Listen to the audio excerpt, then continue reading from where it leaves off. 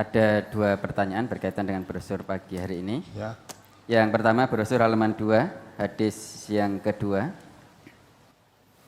An Ibnu Abbasin radhiyallahu anhu qala aqama an-nabiyyu sallallahu alaihi wasallam 19 yaksuru.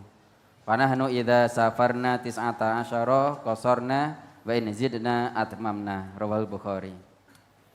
Dari Ibnu Abbas radhiyallahu an ia berkata, Nabi sallallahu alaihi wasallam ketika menaklukkan Makkah, beliau tinggal di sana selama 19 hari. Beliau mengqashar salat. Maka kami apabila bepergian tinggal selama 19 hari, kami mengqashar salat, dan jika lebih dari itu kami salat tamam. Hadis riwayat Bukhari. Pertanyaan, apakah ketika saya safar ke Jakarta selama 10 hari juga sholatnya bisa diqashar, Ustaz? Bisa. Kalau kamu sebagai musafir bisa. Tidak hanya diqashar, bisa dijamak juga. Ya. Jadi sholatnya diqashar dan dijamak. Dijamak itu waktunya dikumpulkan. Waktu duhur dengan asar, maghrib dengan isya, waktu bisa dikumpulkan jadi satu waktu. Sholatnya diringkas, dipendekkan, ya, diringkas, pendekkan atau diqashar tadi. Yang rakaatnya 4 bisa menjadi 2. Di sholat yang boleh diqashar itu sholat yang rakaatnya 4.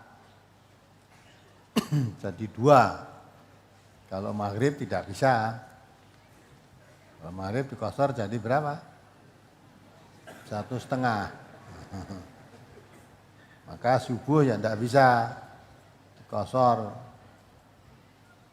Subuh sudah pendek, dipendekkan lagi jadi 1 nanti. Maka sholat yang boleh diqashar, sholat yang rakaatnya 4. Duhur, asar, isya. Sholat yang boleh dijamak, ya, sholat duhur bisa dijamak dengan sholat asar. Sholat maghrib bisa dijamak dengan sholat isya. Sholat subuh tidak bisa dijamak. Apalagi? Kemudian apakah boleh menjamak sholat antara asar dengan sholat maghrib? Sementara dalam brosur ini tidak ada hadis yang menunjukkan bahwa Nabi pernah melaksanakannya, Ustaz. Yakni mengqashar antara asar dan maghrib. Tadi saya terangkan itu kok. Kalau asar itu jamaknya dengan duhur. Qasharnya boleh. Asarnya boleh diqashar. Ya, jadi saudara harus bisa membedakan antara qashar dan jamak. Kalau jamak itu urusan waktu sholat, kalau qashar itu urusan rekaatnya sholat. Sholat yang dijamak itu sholat yang dikumpulkan waktunya. Waktu duhur bisa dijamak dengan waktu asar.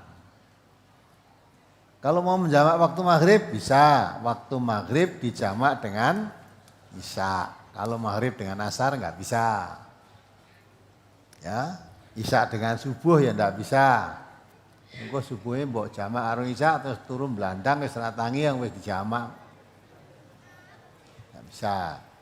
Jadi yang boleh dijamak itu duhur dengan asar, maghrib dengan isya itu boleh dijamak.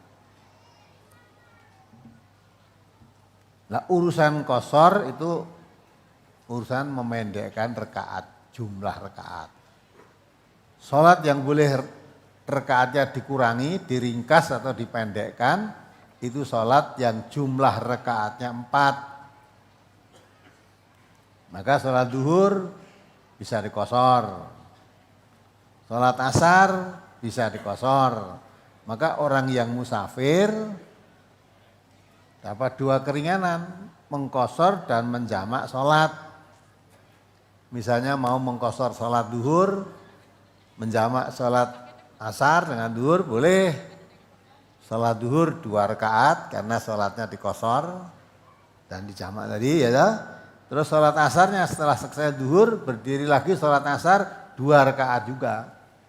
Itu namanya sholatnya dijamak, waktunya asar dijadikan satu dengan waktu duhur atau sebaliknya waktu duhur dijadikan satu kepada sholat asar.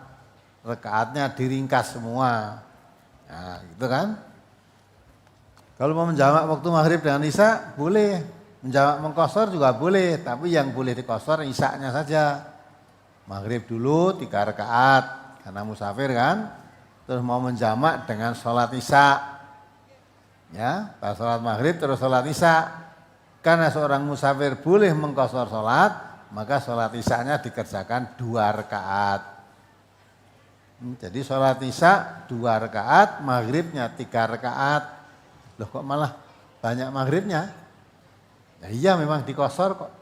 Kalau tidak dikosor banyak isyanya kan 4 rakaat. Tapi karena musafir boleh mengkosor sholat, maka sholat isya dikerjakan 2 rakaat.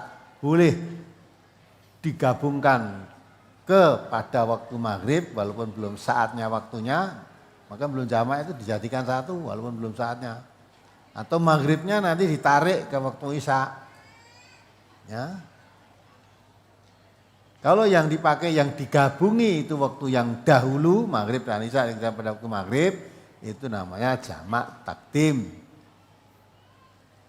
Kalau yang digabungi waktu itu yang akhir misalnya sholat isya dan maghrib dijamak dikerjakan di waktu isya itu namanya jamak takhir. Diakhirkan. Ya apalagi? Brosur halaman 7 masuk ke halaman 8. An Ikrimata wa an Quraibin anna bin Abbasin radhiyallahu an qala ala uhaddisukum an salati Rasulillahi sallallahu alaihi wasallam fi safarin qala qulna bala qala kana idza zaghatis syamsu fi manzilihi jama'a bainal dhuhri wal asri qabla an yarkaba wa idza lam tazigh lahu fi manzilihi sara hatta idza hanatil asru nazala fajama'a baina dhuhri wal asri wa idza hanatil maghribu fi manzilihi jama'a bainaha wa bainal isya'i wa idza lam takhin fi manzilihi raqiba hatta idza hanatil isya'u nazala fajama'a bainahuma. Rawahu Ahmad. Dari Ikrimah dari Quraib bahwasanya Ibnu Abbas berkata, maukah ku ceritakan kepada kalian tentang sholatnya Rasulullah Sallallahu Alaihi Wasallam di dalam safar? Kami berkata, ya mau. Ibnu Abbas berkata, dahulu Nabi Sallallahu Alaihi Wasallam apabila matahari telah tergelincir, sedang beliau masih di tempat singgahnya, maka beliau menjamak antara sholat duhur dan asar sebelum berangkat. Dan apabila matahari belum tergelincir ketika beliau masih di tempat singgahnya, maka beliau terus berangkat. Dan setelah datang waktu sholat asar lalu berhenti, kemudian menjamak antara sholat duhur dan asar. Dan apabila telah tiba waktu maghrib ketika beliau masih di tempat singgahnya, maka beliau menjamak antara sholat maghrib dan isya.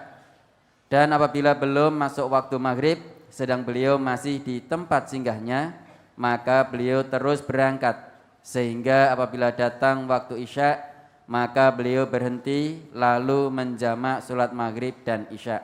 Hadis riwayat Ahmad. Berkaitan dengan hadis ini, saya dari Solo mau ke Jogja, saya menjamak sholat isya mengerjakannya pada waktu maghrib dan posisi saya masih di Solo.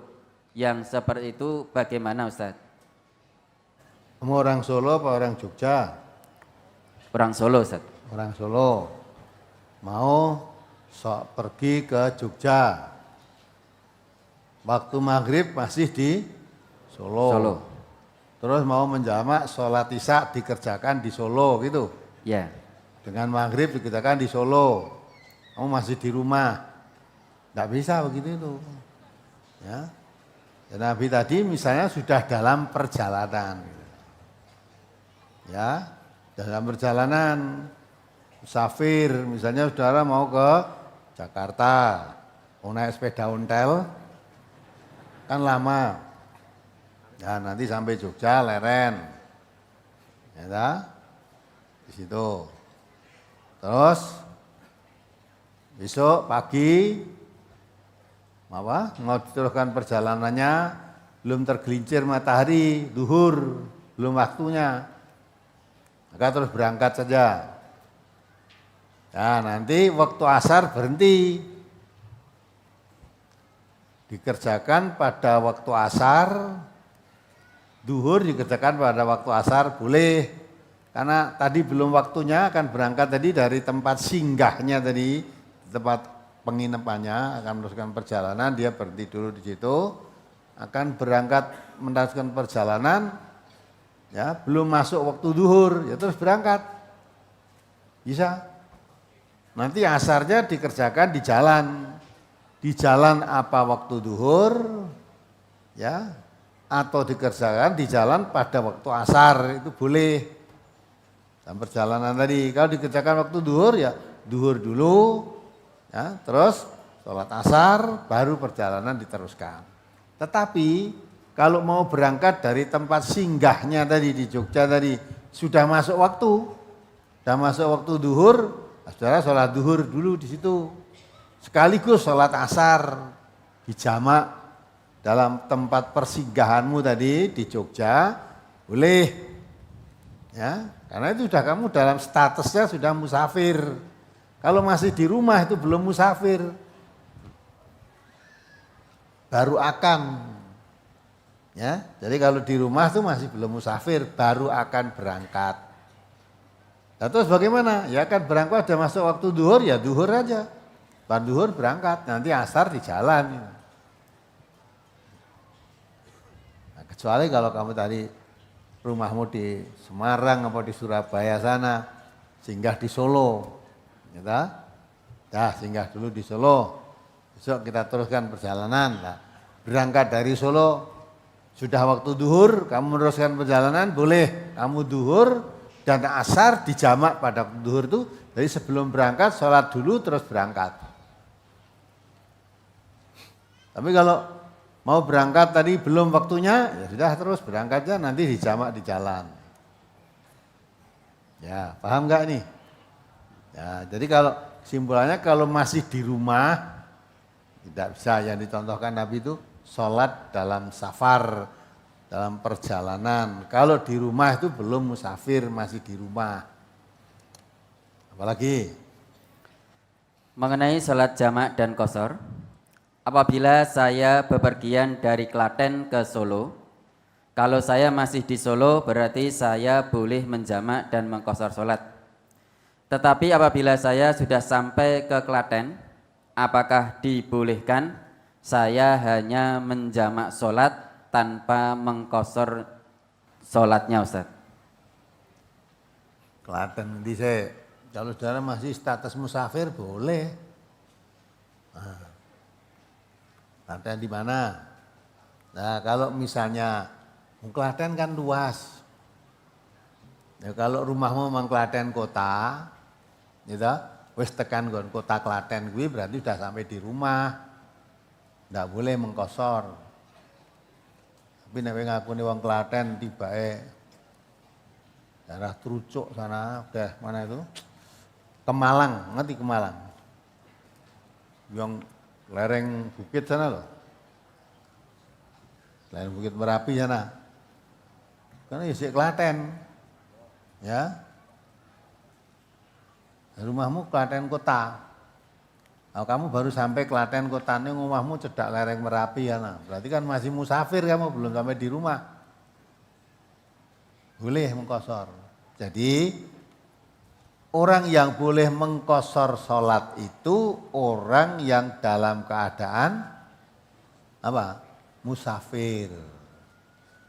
Kalau sudah di rumah nggak boleh mengqashar sholat.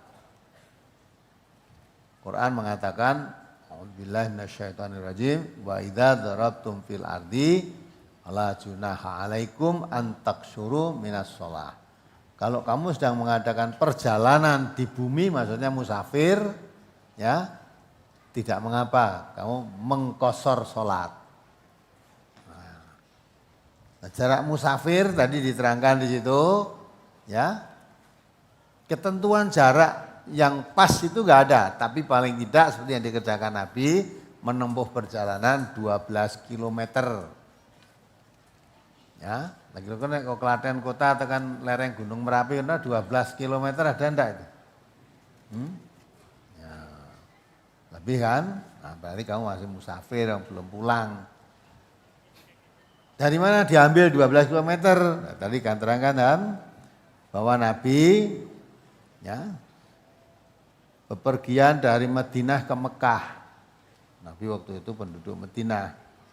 Kemudian mereka ketika baru sampai Dzulhulaifah, dia sudah mengqashar salat.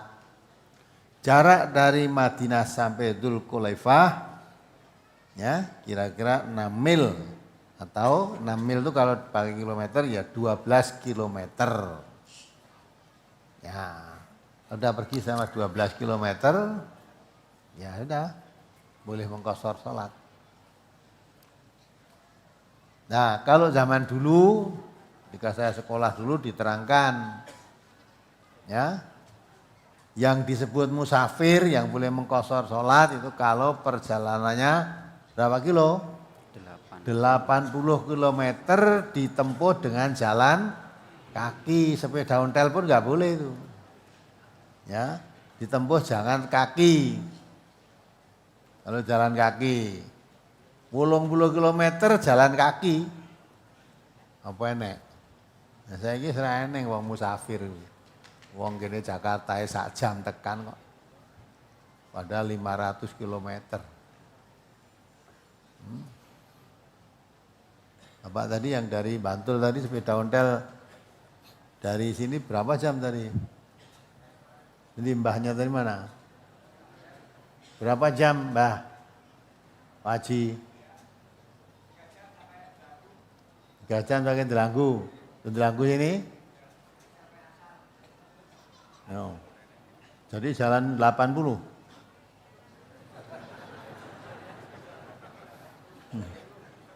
Ya. Coba sing nom-nom kuwi kon ngepit kaya mbae kuwi mencret kene. Nah, iya. Elok itu. Tiru, cah saiki kliwir ngono sepeda motor mulane kon ngepit ya mencret-mencret ning dalan. Nah, hebat itu. Sayangnya itu Mbak ya. Bisa tenaga ngepit itu pakai untuk yang bermanfaat. Sehingga tiap ayunan ontelan kuwi ada nilainya. Saya datang pengajian, setiap langkah kaki itu ada nilai kebaikan. Nek nggo ndelok ledek. Nah, waduh saka Bantul mung ndelok biduan ning Siwedari coba. Ya dah, kasihan eman-eman itu. Rugi wal asri innal insana lafi khusrin. Semua manusia rugi dalam keadaan waktu itu dirugikan waktu. Masa dari Bantul numpak sepeda ontel tekan Siwedari ndelok keroncong karo biduane sing gelungane gede kae gitu. Siapa yang dinikmati gitu? Ya dah. Nah, itu. Terus sampai di rumah kesel sudah. Karena delok biduan hampir semalam suntuk toh ya, keroncong 12 malam baru rampung. Wis mulai ngantuk, mulai ya besok pun. Tidur menyendiri jek ngeling-eling biduane kok.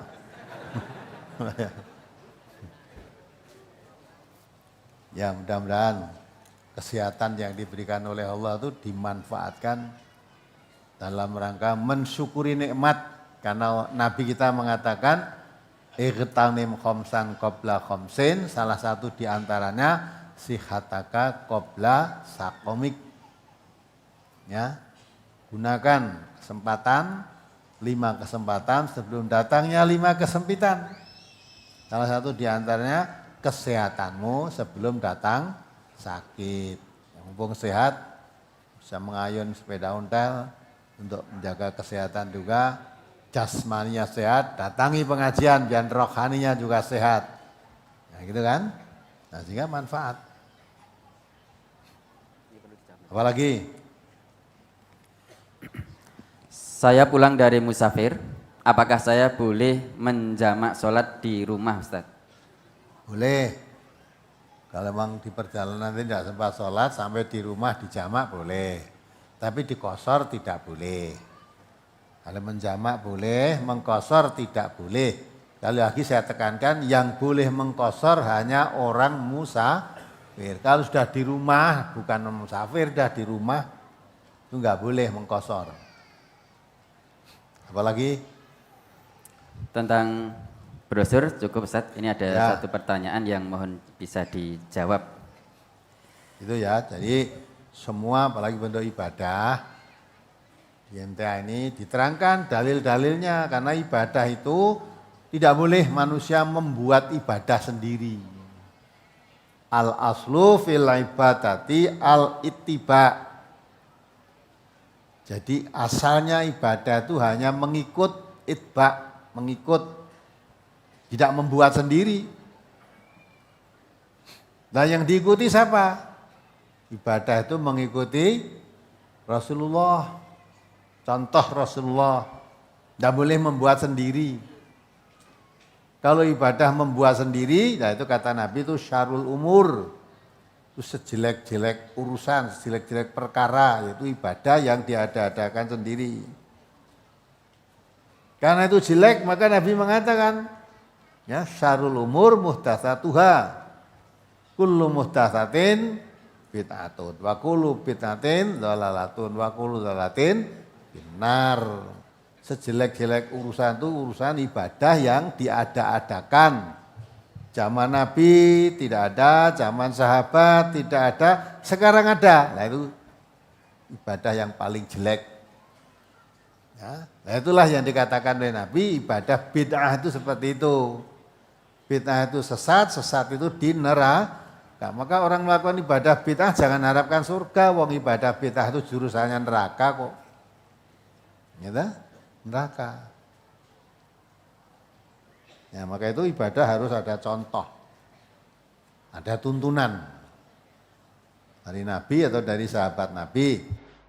Nah, boleh, walaupun Nabi tidak melakukan, kalau sahabat melakukan boleh, itu diikuti boleh. Di sholat tohur itu Nabi tidak mengerjakan. Sahabat Bilal melakukan, boleh. Ya tak? Tapi kalau urusan duniawiyah, kita diberi kebebasan. Bebas apapun boleh selama tidak ada larangan.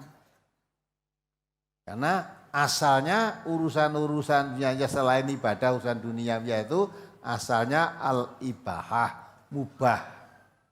Mubah itu artinya boleh. Kamu lakukan ya boleh, kamu tinggalkan ya boleh. Kamu lakukan ya tidak berpahala, kamu tinggalkan ya tidak dosa, ya. Kamu tinggalkan juga tidak dapat pahala, kamu lakukan juga tidak dosa, itu namanya mubah. Lakukan ibadah tidak boleh. Maka kalau urusan ibadah, tanyakan dalil contoh pelaksanaan dari Nabi. Ya, kalau nggak ada contohnya jangan dilakukan. Tapi kalau urusan duniawiya jangan mencari dalil. Kalau mencari dalil, dalil larangannya ada apa tidak. Nah itu ya. Maka Islam itu sebenarnya kan indah sekali. Jelas, indah, tidak perlu repot-repot. Dan mengatakan ini, mengatakan, oh tidak boleh. Dasarnya tidak boleh apa. Ada? Dasarnya boleh apa, itu urusan dunia. Kalau urusan ibadah, ya, kamu perbanyak sholat. Ya. Banyak sholat, kalau perlu sholat duha itu jangan hanya 2 rakaat. Sholat duha itu paling tidak ya 24 rakaat. Atau 22 rakaat, lah dalilnya mana? Hari itu kan, sholat duha yang 24 rakaat itu yang dalilnya apa tidak?